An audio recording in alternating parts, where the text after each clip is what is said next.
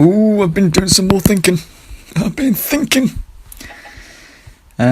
Interesting little turn of events, really. Woke up today feeling fine. No, feeling the opposite of fine. Feeling I'd had enough, which is fine backwards.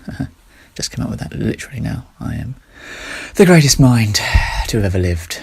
Hopefully not for long. No, but it's kind of a, and then it kind of flipped on its head, and I'll tell you why in a moment. Basically, I thought I'd had the breakthrough with the whole reward system thing, and I thought that had made me feel a certain way, and then no, and obviously because of today, woke up, went on YouTube, started watching a load of things like I usually do, and then just was like, hang on, I'm back to where this is the same feeling I always feel. I'm just not feeling anything. It's so bored that I can't even make myself watch YouTube videos. But then I just clicked on one random one. Watched it. It was a Bobby. I'll just fucking talk about it in a minute when I get to it. Also about the whole light is 4D and all that. I've got some more thoughts on that. But I think I really think I'm probably just very wrong, and it probably is just. I'll cover it in a moment. But really, the thing that I'm overlooking is that light is a transverse wave and sound is longitudinal, and I've made some comparison to light being like a sound wave. Anyway, let's see. Where did we get up to? Yeah.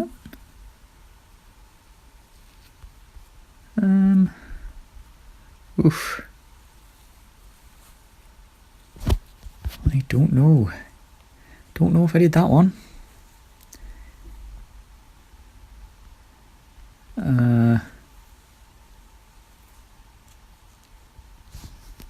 Okay, I'm gonna have to pause this while I load it.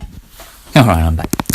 I think I know where I got. I might have already said it all before, but it doesn't really matter. One, no one's gonna listen. Two, it's all fucking bullshit, isn't it?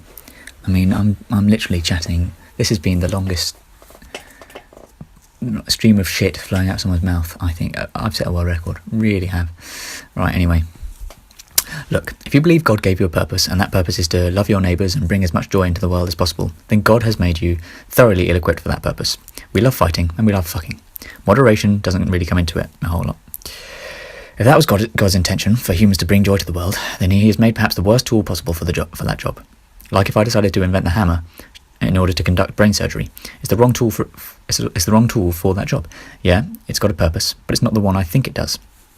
Humans are damn good at killing. If God wanted to kill a load of living things in a short space of time, then He has got the perfect tool should He need it. But if I find myself hammering a nail, and all of a sudden I've got to put a screw into it, all of a sudden I've got to put a fucking hell, Ollie. And all of a sudden I've got to screw in a light bulb, I'd be best off grabbing another tool. Basically saying, it's all well and good saying that God's given you a purpose and it's a nice little purpose, but you know, if He's designed you for that purpose, you've fucking done a terrible job, or you're come up with your own purpose there, which is what is good. You should do that. That's what everyone should do.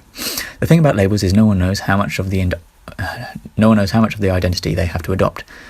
This God shit can't be right, can it? I mean, all these people telling me some guy died 2,000 years ago and I've got to do all the things his fans wrote down in a book. Now hold on there, Rolls. That right there sounds like atheist talk. Atheist talk? What? I'm an atheist now? Okay then. What have I got to do now? What have I got to do now that I'm an atheist? Not believe in the supernatural? Yeah, that sounds pretty reasonable. Oh, no, I never actually finished it. Okay, anyway. And then eventually it would go on to something that some atheists believe that to be an atheist you have to do bad things, I think. But I think a better example is SJW, so I went on here. All this social justice is really grinding my darn gears. I wish someone would do something about it. I wish I could somehow contribute to rectifying all this gross oppression that's going on right under our... Oh my God, Ollie. That's going on right under our damn noses. Hey, that right there sounds like social justice warrior talk. Social justice warrior, eh? That sounds pretty cool. Yeah, that sounds right up my alley. Alright, let's look here then. Social justice warriors. SJW for short. Well, that's pretty catchy. I like the sound of that. Okay, what next? Seek to spot and rectify any injustice imposed upon ethnic minorities and otherwise marginalised groups. Oh, well, that all sounds very reasonable. Yeah, I'd love me some of that action. Attends rallies to shut down speech that conflicts with our own opinions and could potentially further marginalise these groups. Oh, well, yeah, I mean, a peaceful protest to fight for what I believe in. There's nothing wrong with that. Resort to violence if necessary, or if anyone says anything that isn't some variation of what you'd say. Oh, well, hold on a second. How did that get slipped in there? Well, that's what it means. You've got to take the bad with the good. So this is the way I think putting a label on yourself, believing you're part of some bigger group, leads you to down a little dangerous path, little risky little alleyway. So be careful out there, kids. Yeah, watch out for gross ideologies. I'm not saying social justice warriors have a gross ideology. I'm just saying, there are going to be crazies wherever you go, and just note to spot when you've got a crazy in your ranks. Even if they're on your team, sometimes someone that's on your side can take it too far.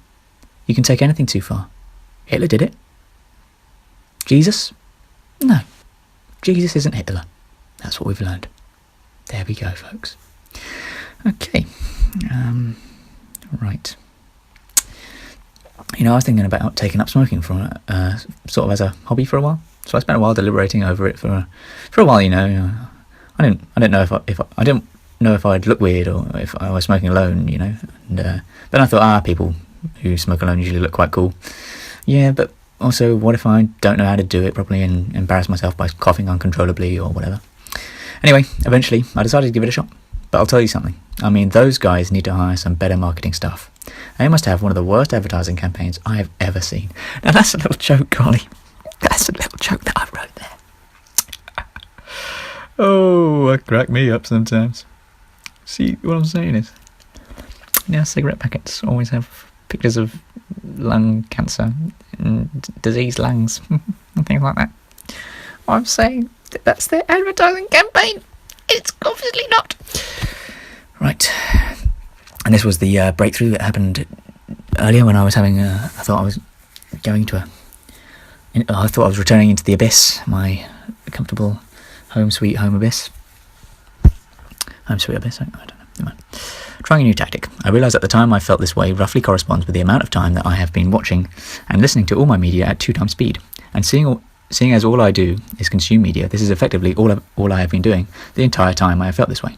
I remember, so perhaps this following hypothesis can already be presumed false, because I remembered something. I remember watching a Good Mythical Morning video after I'd already been doing this for some time, the 2 times thing for some time, and in it they covered some scientific findings that the brain can in fact listen and retain information from audio played at twice the normal speed. I've never looked into the actual study of these findings, but my assumption is that it tested immediate retention and recall, which would be short-term memory. After listening to Sam Harris's Waking Up audiobook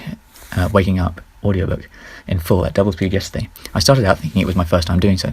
When I got to the final 2 hours, of like a roughly 5-hour bloody thing, 5.5 hours I think, I started to notice that, 2 hours and 45 minutes if you're watching at double speed.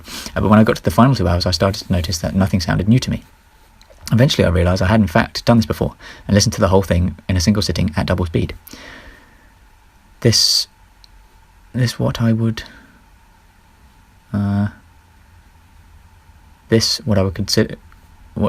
consider a huge oversight by me, prompted me to question just how much we actually retain when consuming media at double speed, and whether in fact our long-term retention is more severely hindered. I had a similar experience with Sam's guest appearance on the 10% Happy podcast. I thought I'd found a podcast that I hadn't yet listened to, only to realise about halfway through that I'd heard it all before. But this realisation didn't shake the fact that a lot of what I was hearing felt like I was just hearing it for the first time, or maybe the first and a half time, even though I knew it was the second. So even though I acknowledged I knew that I'd heard it before, it still kind of felt new, somehow. A further prediction with my hypothesis, and why I think it might affect mood, is that I believe we lose the ability to spot and recognise distinctly human facial cues and mannerisms which convey otherwise invisible undertones, also expressed in our voices. Perhaps we lose the engagement factor of the media we are watching. I noticed this when I watched most of Norm Macdonald's interview with Billy Bob Thornton at double speed, then watched the last 15 minutes at normal speed. I felt more involved, at least as much as that's possible in a conversation that happened half the world away 4 years ago. I have no doubt that some people will be able to do this at even higher speed than double, but perhaps I'm just not one of those people, and my brain is too slow, so that any increase in information download rate comes at a cost to nuance recognition and retention. Wow. So yeah, that's my new theory. I'm going to start watching things at normal speed. Maybe I'll find everything more engaging and I'll be able to enjoy things again. Maybe the fact that I've spent 12 hours a day watching YouTube every single day, and maybe if every moment of that hasn't actually been engaging me in any way, that my brain somehow shut off. I don't fucking know. Look, I'm not a fucking psychologist. I'm not even a pop psychologist. I'm a hip. Oh fuck, I should have done something. What's a music type that's not pop? I was going to say hip hop psychologist because it's not pop, but fuck. It's got to be some pseudo pop psychologist. No, that's not it. Fuck. K-pop. There we go. I'm not even a K-pop psychologist. Fuck. Jesus, that was awful. That was awful. I realise that my theories about light being 4D and all that sound like I simply don't understand that light is a transverse wave and sound is longitudinal, and I'm confusing light for sound or something. But that's not what I'm getting at. At least I don't think so. I guess it could be possible that light behaves the way sound behaves in three dimensions, but in 4 dimensions. I'm less sure what I'm talking about with this, but my running theory is that EM waves propagate through a 4-dimensional field, and this would suggest through some sort of particles which can only be observed in this 4th dimension. Again, this bit sounds a little wacky, but it's my attempt at explaining why light can travel in a vacuum. Even though I'm not saying there aren't explanations for that, I'm just saying it would explain why, if I'm suggesting light spreads similar to sound waves do, but then can also travel in a vacuum, which would suggest it doesn't. Why then? Oh fuck, never mind. I think another basis for my crazy idea is that I'm saying light seems to expand from a point like a sphere, growing in size from one moment to the next. And I wonder if this phenomenon is at all similar to a 3D sphere passing through a 2D universe. To a 2D observer in that 2D universe, it would appear to be a circle of increasing size and then decreasing size as it passes through the plane. I wonder what 4D shape, if passing through our universe, would look like a sphere of increasing size. A hypersphere? I guess this falls under reason by analogy or whatever it's called, and I gather this is a weak form of reasoning. I think if anyone ever considered for any serious amount of time why they did anything, they'd soon realise that everything is done to make themselves feel a certain way. And I also think that for the most part, the way we feel is entirely governed by our reward systems. Once you realise this, it gets real hard to see how all the negatives of serious drugs outweigh the positives. People struggle to understand how anyone could ever get addicted to crystal meth. Crystal meth shoots your dopamine levels up to approximately 14 times the peak levels of sex. And it lasts for almost a whole day. And people don't see why anyone would want this.